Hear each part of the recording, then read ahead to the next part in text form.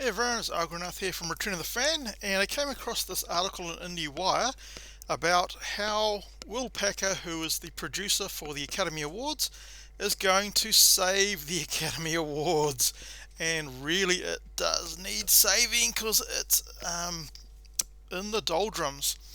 So he starts off with everyone's got an opinion about this damn show. Will Packer told IndieWire this show is at an inflection point and it has to decide what it's going to be.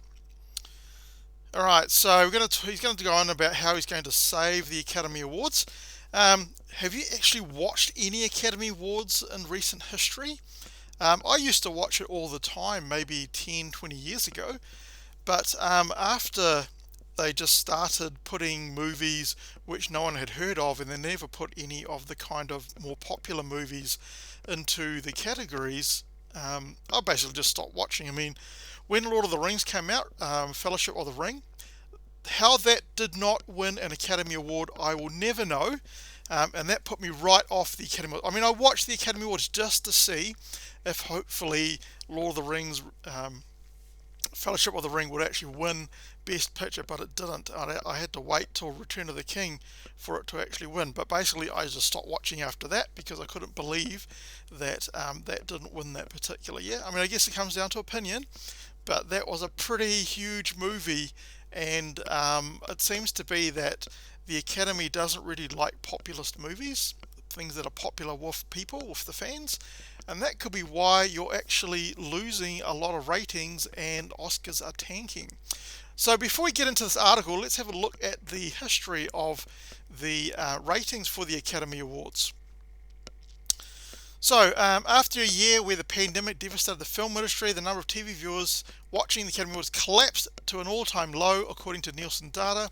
The event's viewership has fallen every year since 2015, with one exception in 2019, where it grew by 3 million. On Sunday night, it plummeted from 23.6 million in 2020 to just 9.85 million, a 58% decline. In 2010, the number of viewers was more than 40 million, illustrating the extent to which the event has fallen out of public favour. I'm going to go into why I think that could be from my own personal views and see if it matches up with yours. Last year, an earlier than usual date in the calendar, a streaming boom and lack of diversity. I wouldn't say a lack of diversity is causing any problems to the Oscars, right? I think it's actually too much talking about lack of diversity is causing is causing all the problems for the Oscars. We're cited as key reason for the evaporating industry in the ceremony.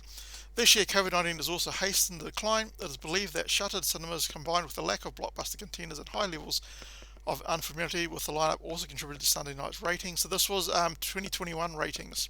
So this was out April 27th, 2021. The format of the event itself did no favours as it was moved from Hollywood's Dolby Theatre to Los Angeles Union Station out of necessity due to COVID-19. And do you know what they did? They basically rounded up all the homeless people, chucked them out on the street, put a fence around the theatre, around the station, and put police on guard so they could have the bloody Oscars ceremony. Just chucked out all the homeless people from inside the station, and they virtue signal all the time.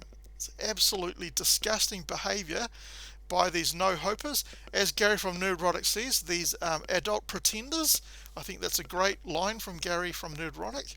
So we can see the graph here, right? 41.6 million in 2010, steadily going down, and then massive decrease. Now, some of it is due to COVID, but I think the main thing is just how partisan the Oscars has become. It's not for everybody now, basically, because they're calling out conservative people, they're calling out Trump supporters, whatever your politics may be. Just leave the politics out of the ceremonies and you'll get both sides of the political spectrum watching your show.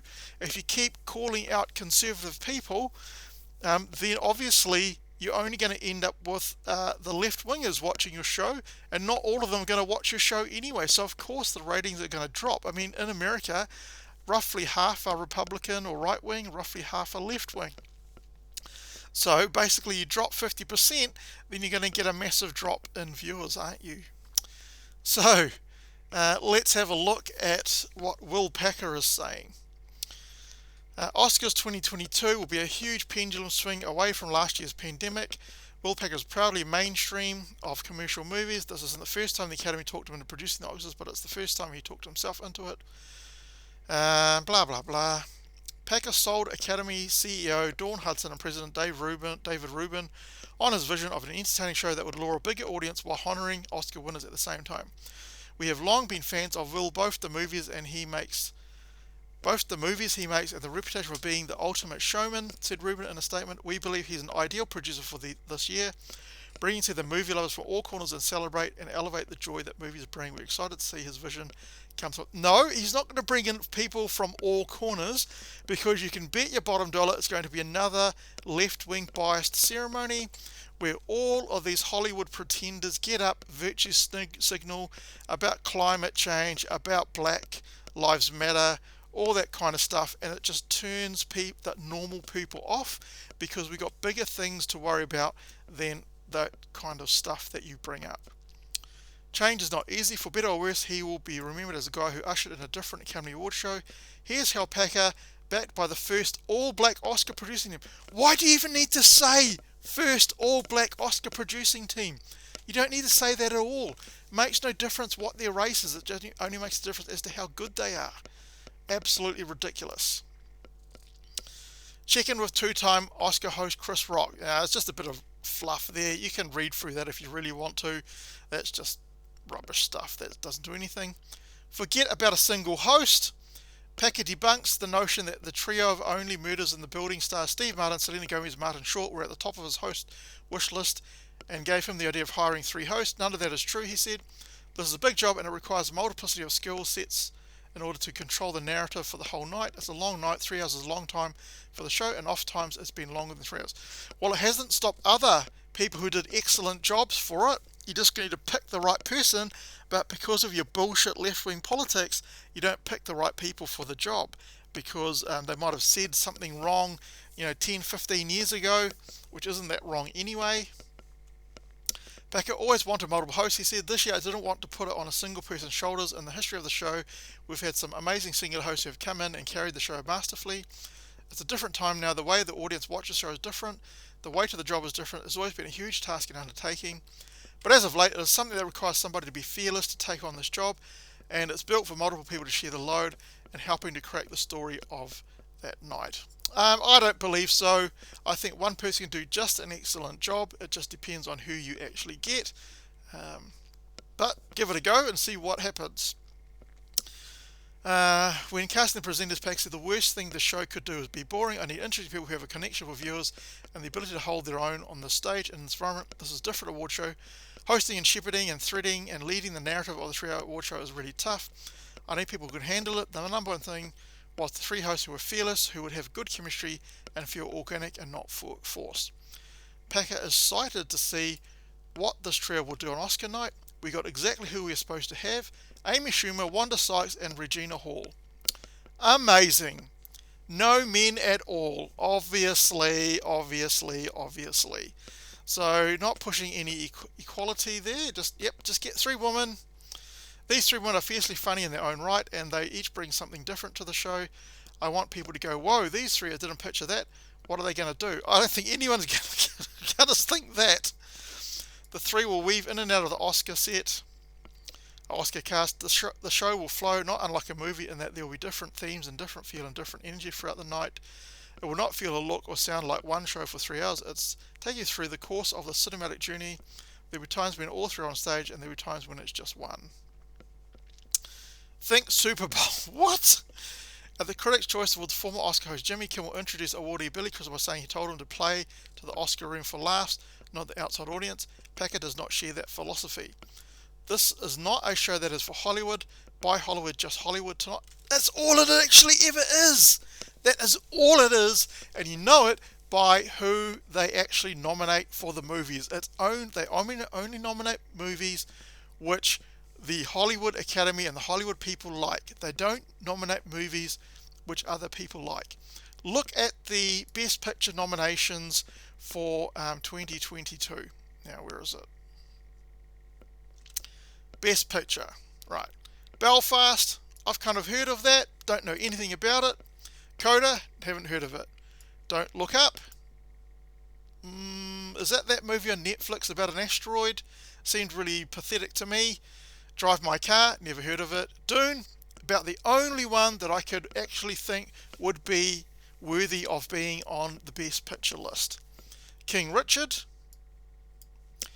absolute bomb at the box office, and seemed like a very boring movie about the Williams sisters and their dad. Licorice Pizza, haven't heard of it. Nightmare Alley, haven't heard of it. Power of the Dog, I only heard of it because it was filmed in New Zealand, and I'm from New Zealand, and all the people in New Zealand have been making a big song and dance about it because it was directed by a New Zealander. Otherwise, it seems like a dog shit movie, and of course, it's about gay people out in the Old West, and of course, anything to do with gay people gets straight to the top of the list for Best Picture Awards. West Side Story, another huge bomb at the box office, but of course, because it's about Latin people and so on, then that's why, again, it's up there in the nominations, because it ties in with everything that all of these left-wing virtue signalers want in their movies. All right, don't say that it's for the people, because all the movies that are nominated, except for Dune, in my opinion, are basically all movies which only appeal to the Oscar Academy, not to world audience. Look at Spider-Man No Way Home, massive hit, amazing hit with all people around the world, but of course that will never get there because you can't have a popular movie in there, right? So don't tell me about this is not a show for Hollywood. It is absolutely a show for Hollywood, and you can just tell by the movies, right? Who wants to go and watch the Oscars to see if any of these movies wins? Even though Dune is there, I'm not going to bother watching it because I know Dune's not going to win it because it is not precocious enough like all these other movies, and it doesn't appeal enough to the Oscar Academy. So what's the point in watching any of the Oscars? Alright, so what else does he go on to about? Convince the best song nominees to perform on the show. Who gives a shit if it's the best song nominees? Pack is trying to finalize music performance by Beyonce, Sebastian Yatra. Who the hell is Sebastian Yatra? Never heard of that. Van Morrison. I think he's a bit old, isn't he? Billie Eilish. Couldn't care about him or her. And Reba McEntire, country and western singer. Don't think that any doesn't. Don't mandate that presenters vaccinate. How is that going to save the Oscars? While the Academy leadership made the decision that on-stage performers and presenters not be required to show proof of vaccination but just a PCR test, the seated attendees do have to be vaccinated. What the hell? Have you not heard all of these adult pretenders in Hollywood virtue signaling about everyone needs to be vaccinated, everyone needs to show proof of vaccination? But when it comes to the Oscars, oh no, presenters can't be vaccinated. No, we can't have that. A PCR test is just fine. But for the rest of you out there in the real world, a PCR test is not good enough for you. You have to be vaccinated. And we have to mandate vaccinations for you, but we just won't do it ourselves. And I understand that people view that differently in different parts of the world. In our own country, we're still encouraging people to be vaccinated to be part of the show. And we're putting our tendencies, health and safety first. But the decision was made by the Academy not to mandate it, not to dictate it. If you participate, then it must be your choice. I think that was the right decision. So don't go virtue signaling about how you want everyone else to be vaccinated then, if you're not willing to do it in your own show. Honour the winners even if they're not live. So basically what they've done is they've removed some categories because they don't think they're important enough, because they don't think people will be interested in them, and they're going to record them and then put the recordings into the performance so that these people and therefore like minor ones like makeup and that kind of things, so they still get shown, but it's not live. I don't think that's going to make any difference to anyone watching the show, because they probably didn't actually care about those particular things either anyway. Stick to your guns. Packer's heard it all at this point. If I'm doing a show, I want it to be fun. He said, I want it not to be boring. I want to lead with entertainment. It's my instinct. No, because you're making the show all for your Hollywood people, because that's what it's about. You're going to try and make it for everybody, but it's not going to come out that way. Stay calm. What? Of course, you're gonna have to stay calm. But that does. Oh, this is just gonna be horrendous. The main point should be no virtue signaling when you go to do your acceptance speech, no left-wing propaganda, no political stuff being made in the speeches. Just as Ricky Gervais said, just thank the people, then shut up and F off back to your seat. That's what you need to do. And if you consistently do that for another couple of years, get rid of all politics and virtue signaling out of all the speeches and so on, people may come back to watch if you actually start to nominate movies that people are interested in. So there you go. That's what my opinion is. Let me know what you think. Are you interested in the Oscars? Have you been watching the last few years of the Oscars? Or are you like me, just giving it away because it's just a bunch of rich people slapping themselves on the back, patting themselves on the back, and trying to make it look like this is for the average person out there, in which case it actually isn't. Anyway, so this article, if you want to actually read it, is on IndieWire. You'll be able to find it. But I don't think they're ever going to save the Oscars unless they get rid of all the political ideology stuff out of the Oscars. Anyway, let me know what you think in the comment section. If you like this video, give it a thumbs up. If you don't like the video, you're welcome to give it a thumbs down. And if you like my content, please subscribe as well. And hopefully I'll catch you in the next video.